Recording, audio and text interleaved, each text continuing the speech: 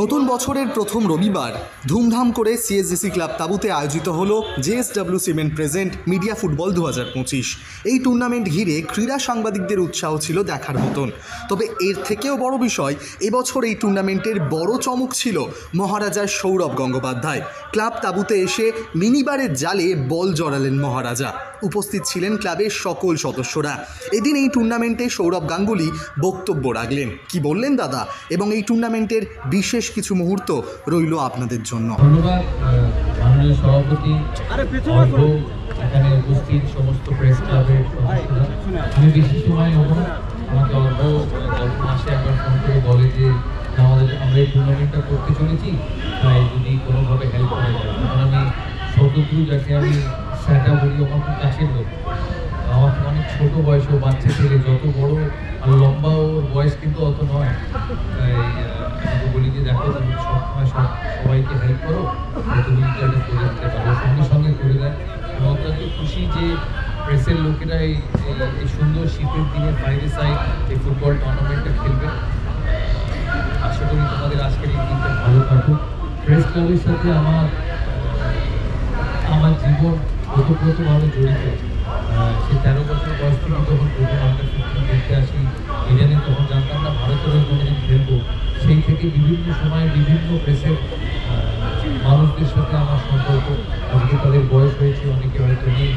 তাই প্রেস ক্লাবের যে কোনো অনুষ্ঠানে, যে কোনো কিছুতে যুক্ত থাকতে পারলে আমার সত্যিই ভালো লাগে। কারণ আমার খেলার জীবন কেটেছে এনাদের সাথে। তারা আমার সাথে বিভিন্ন জায়গায় পৃথিবীর বিভিন্ন প্রান্তে ট্রাভেল করেছে, প্লেয়ার হিসেবে, ক্যাপ্টেন হিসেবে, খেলা ছাড়ার পর প্রেসিডেন্ট হিসেবে বিভিন্ন সময় তারা ট্রাভেল করেছে আমার সাথে। তাই তাদের সঙ্গে সম্পর্ক বহু নিবিড়। বিভিন্ন সময় প্রাইজও পেয়েছি ক্যালকাটা স্পোর্টস জার্নালিস্ট ক্লাবের তরফ থেকে, best junior cricketer, best senior cricketer, এত লম্বা সময় খেলার জন্য এই 10টেই পেয়েছি।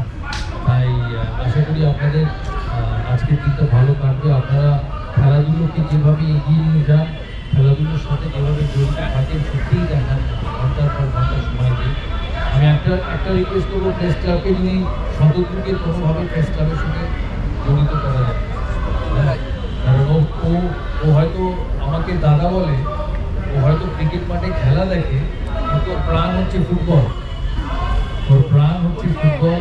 সে ম্যারাডোনা থেকে শুরু করে বিভিন্ন সময় বিভিন্ন বিখ্যাত প্লেয়াররা পশ্চিমবাংলায় এসছে।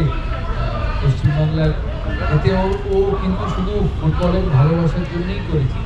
আমি অনেক সময় শুনেছি এই শতদ্রু তো এত ফুটবল প্লেয়ার নিয়ে আসে, কেন আসে?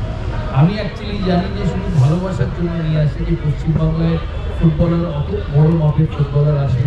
তো মেসিকে আনতে চান, আশা করি সেটাও সফল হবে। তো যাই করুক সেটাই সফল হোক। আর সবচেয়ে ভালো লাগে যখন প্রতি সপ্তাহে 2টো করে ওর ছেলের ফুটবল ট্রেনিংয়ের পোস্ট।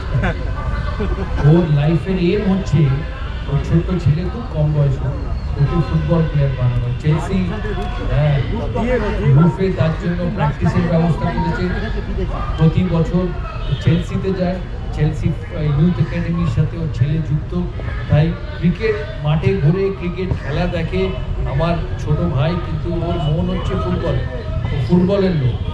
তাই আপনারা সবাই ভালো থাকবেন। অতদূর অনেক ধন্যবাদ। আমি বিভিন্ন সময়